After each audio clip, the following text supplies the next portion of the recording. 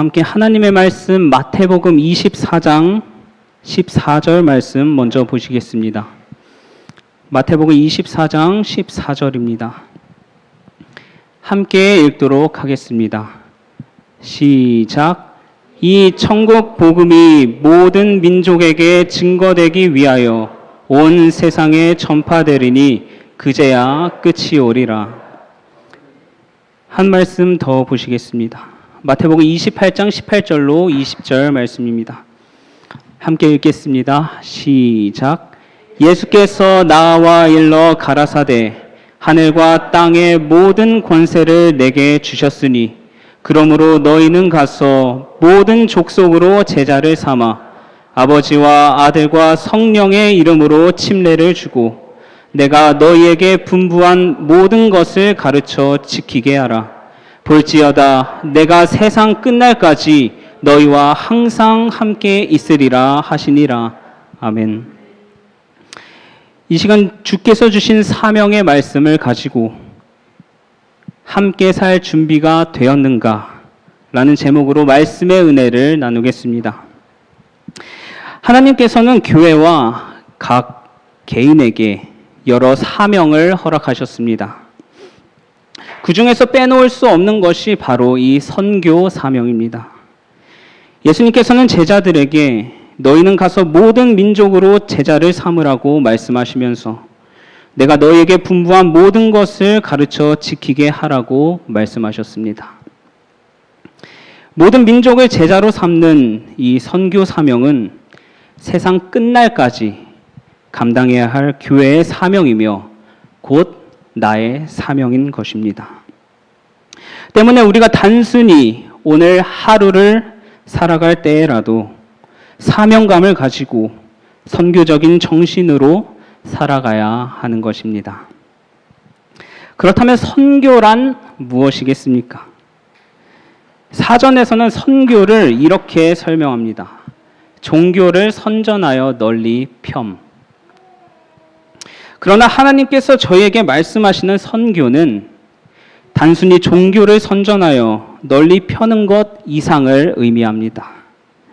단순히 우리 종교가 다른 종교보다 더 좋으니 우리 종교로 들어오라고 선전하는 것이 결코 아닙니다. 선교학자로 잘 알려진 찰스 벤 엥겔은 선교에 대해 이렇게 정의합니다. 선교는 하나님의 백성들이 의도적으로 교회 안에서 교회 밖으로, 신앙에서 불신앙으로 장벽을 넘어서 말씀과 행동으로 예수 그리스도 안에서의 하나님 나라의 도래를 선포하는 것이다. 이 과업은 성령의 사역에 의해 세상의 변화를 바라보는 것과 더불어 사람들을 하나님과 그들 자신과 다른 사람들과 그리고 세상과 화해시키고 예수 그리스도 안에서 회개와 믿음을 통해 그들을 교회 안으로 모으는 것이다 라고 이야기합니다. 선교는 하나님의 백성들이 하나님의 명을 받아서 하는 사역입니다. 또한 선교는 교회 안에서만 이루어지는 것이 아닙니다. 그저 개인의 신앙을 지키고 우리끼리 하하호호 하는 것이 선교가 아닙니다.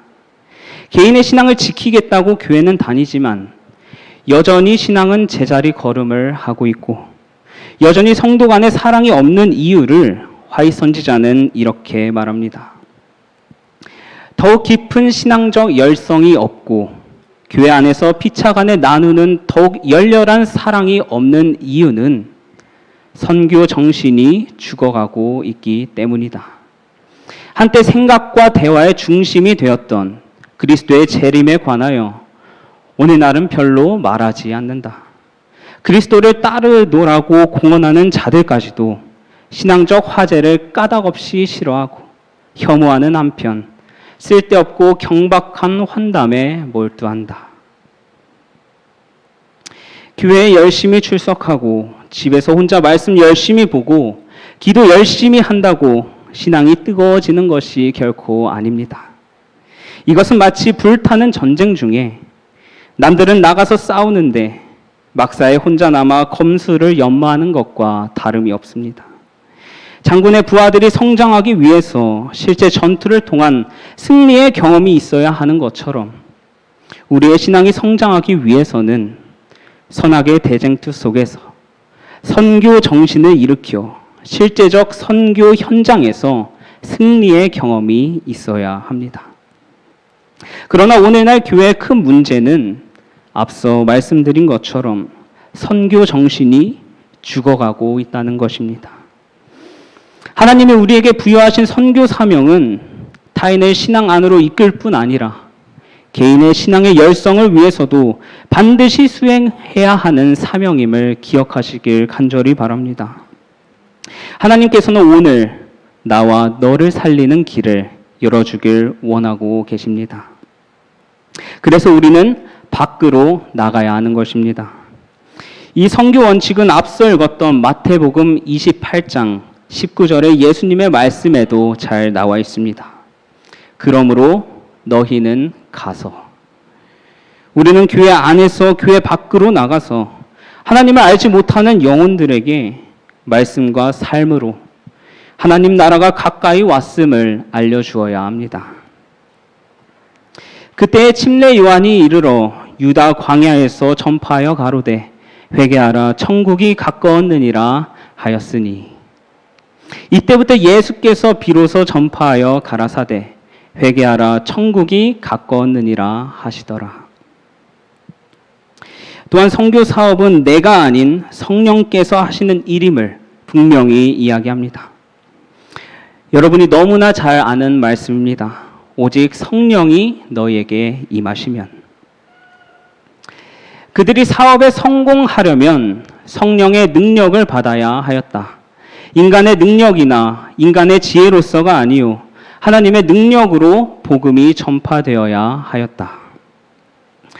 그리고 우리가 반드시 기억해야 할 매우 중요한 사실은 이 선교 사명은 우리 모두의 사명이라는 것입니다.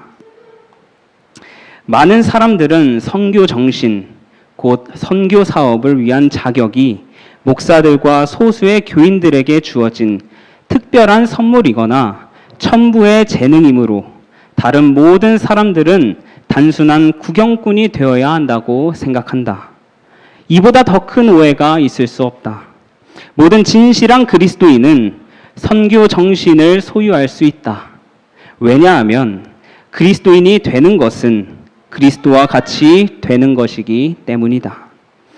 어떤 사람들도 자기 자신만을 위하여 살지 못한다. 누구든지 그리스도의 영이 없으면 그리스도의 사람이 아니다. 그리스도인이라면 마땅히 선교 정신을 소유해야 함을 말하고 있습니다. 왜냐하면 그리스도인이 된다는 것은 그리스도와 같이 되는 것이기 때문입니다. 그분의 평생의 사명이었던 선교 사명을 이어받는 그리스도인이 되어야 한다는 것입니다. 감사하게도 현재 저희 서천교회도 여러 선교 사업을 진행하며 선교의 불씨가 타오르고 있음을 볼 수 있습니다. 매월 반찬 나누는 봉사를 통해 독거노인들의 필요를 채워주는 모습, 그리고 명품 인생학교를 통해 러시아 교포분들과 어르신들의 필요를 채워주는 모습들, 그리고 지난 6월 18일부터 1박 2일간 진행된 청년반 영성수련회에서는 아직 기도에 익숙하지 않은 청년들이 하나님께 기도하고 후반기 사업에 대한 계획을 세웠습니다. 단순히 먹고 노는 계획이 아닌 어떻게 하면 영적으로 성장할지, 어떻게 하면 잃은 양과 구도자를 교회로 초대할지 기도하고 고민하는 시간이었습니다. 또한 지난 안식일에는 영적 후견인으로 지원하신 성도님들과 아동센터 아이들과 첫 대면을 하였고 곳곳에서 아이들을 영적으로 이끌어주는 모습들이 보이고 있습니다. 그리고 오후에는 아동센터가 학부모님들과 아이들의 연결고리가 되어서 운동회를 열어주고 부모와 아이가 서로 사랑을 나누고 그 현장에 교우님들도 참여하여 기쁨을 함께 나누었습니다. 이 외에도 아동센터 선생님들과 집사님들의 헌신으로 아름다운 역사를 만들어가고 있습니다. 이러한 다양한 시도와 사업들도 중요하지만 더 중요한 것은 우리 모두가 이 선교 현장에 있어야 한다는 것입니다. 이 현장에 있을 때만이 하나님의 역사하심을 피부로 느낄 수 있으며 하나님이 주시는 뜨거운 감동도 함께 느낄 수가 있습니다. 그럴 때 하나님께서는 저희의 믿음과 영성을 한 단계 더 성장시켜 주실 것입니다. 전반기가 빠르게 지나갔습니다. 그리고 오늘 7월 1일이 되어 후반기가 시작되었습니다. 우리에게 이제 도전 과제가 주어졌습니다. 첫째는 모든 성도가 마음을 합하여 선교 사업에 임해야 한다는 것입니다. 그리고 둘째는 우리의 마음밭을 잘 가꾸어야 한다는 것입니다. 이것이 바로 모든 족속에게 복음을 전하기 위한 도전 과제가 될 것입니다. 영혼들을 교회로 초청하기 전에 먼저 우리의 마음에 어떠한 씨앗이 뿌려진다 해도 아름답게 싹 틔울 수 있도록 우리의 마음이 예수님의 마음으로 먼저 가득 차야 합니다. 예수님의 마음으로 영혼들을 대할 수 있도록 어떠한 고난과 역경이 우리의 마음에 닥쳐도 꽃이 아름답게 피어날 수 있도록 말입니다.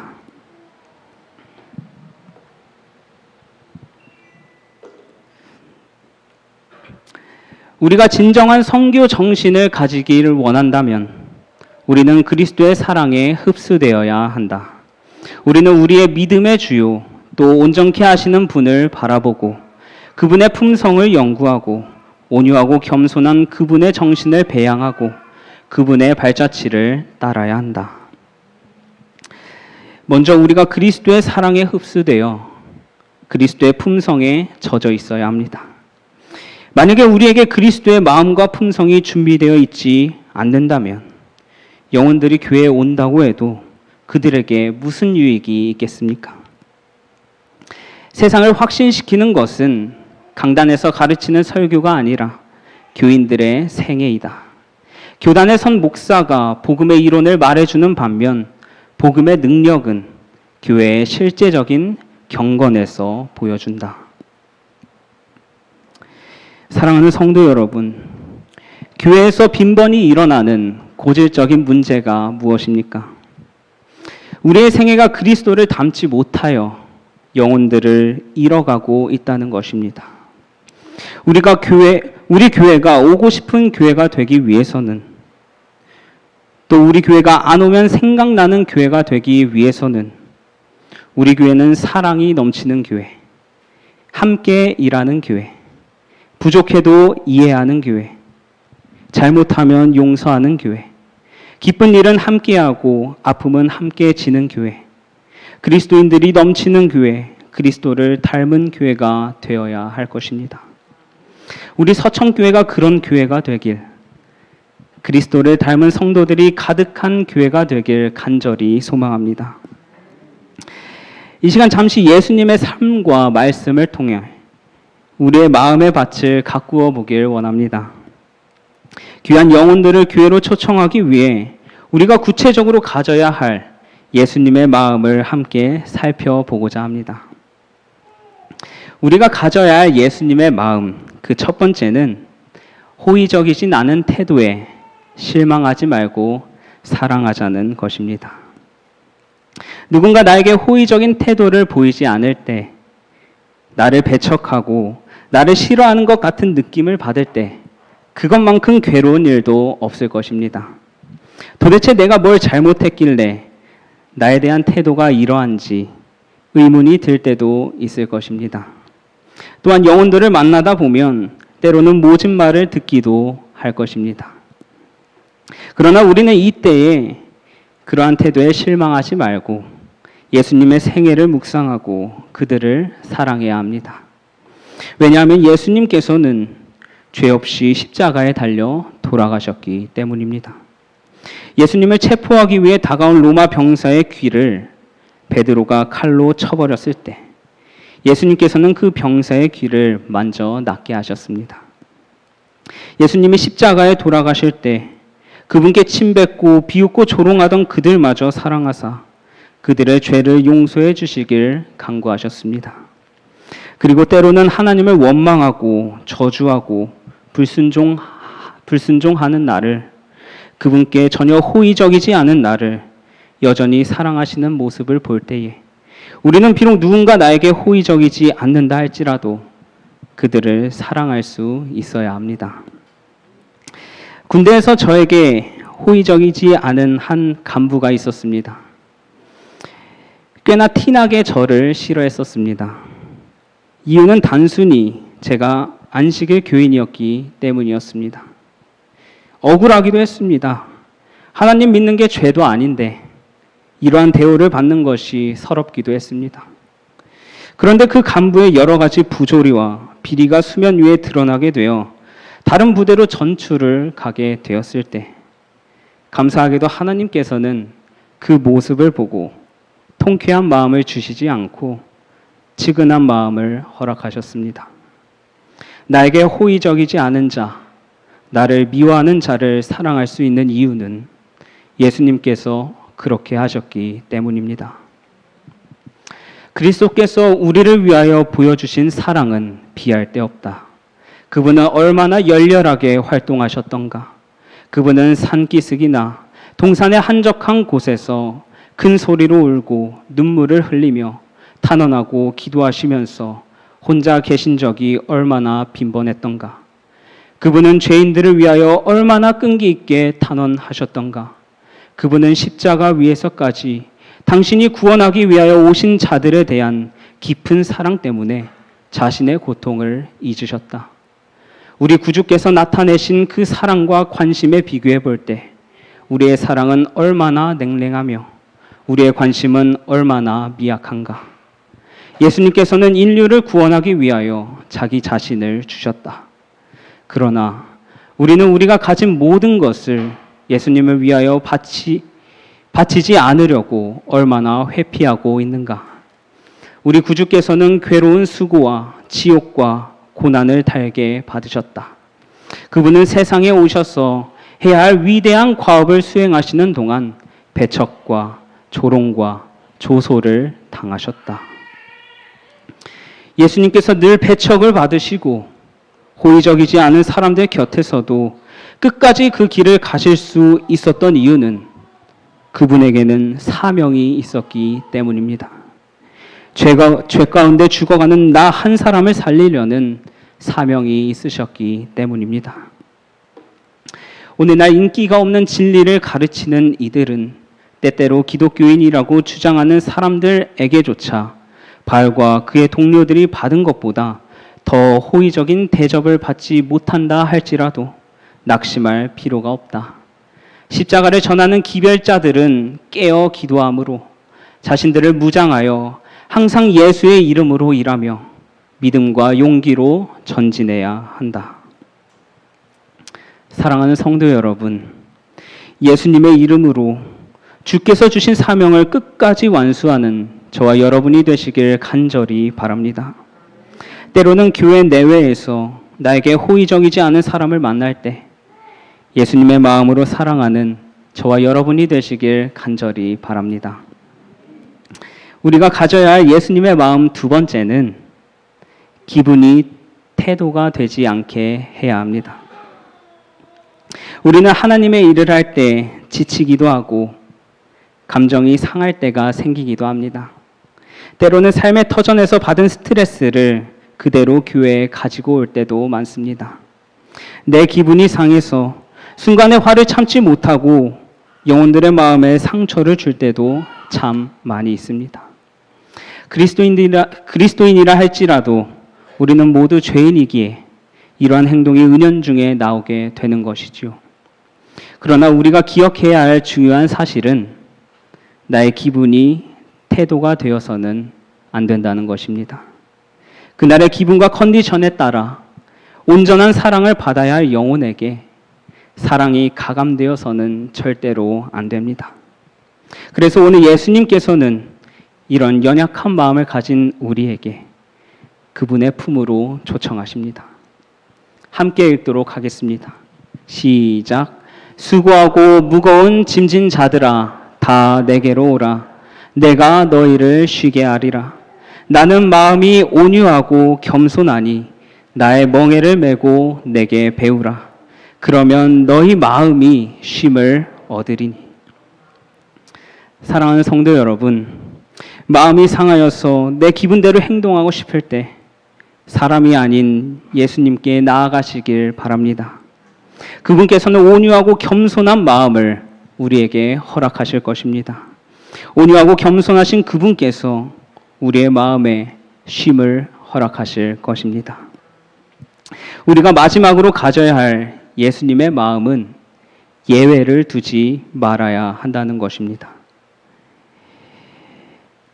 저기 뒤에 책꽂이를 보시면 마라나타라고 천명선교사 선교사들이 쓴 월간지가 있습니다. 작년 초에 어느 선교사가 쓴 글을 잠시 읽어드리겠습니다. 제목은 함께 살 준비가 되었는가.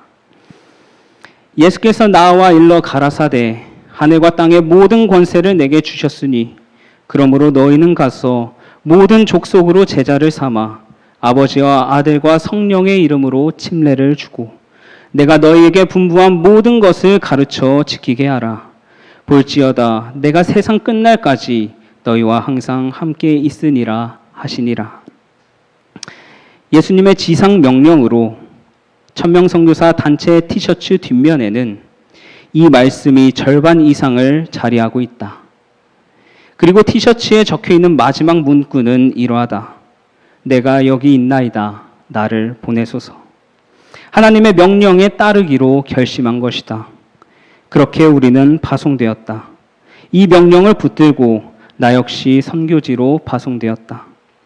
하나님의 뜨거운 사랑으로 사람을 살리고 그들에게 내 모든 것을 다 줄 것처럼 나아갔지만 선교는 실전이었고 현실은 상상했던 것과 달랐다.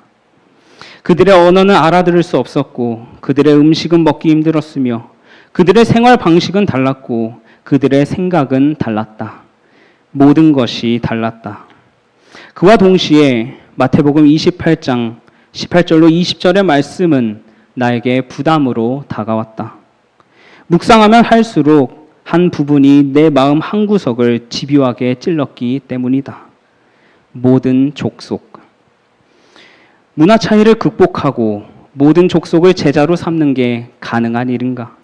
어쩌면 불가능에 가까워 보였다. 이 세상도 천국 복음이 모든 민족에게 증거되어야 끝이 온다고 하였는데 나는 과연 모든 족속과 민족에게 복음을 전한 선교사였는지 자문해 보았다.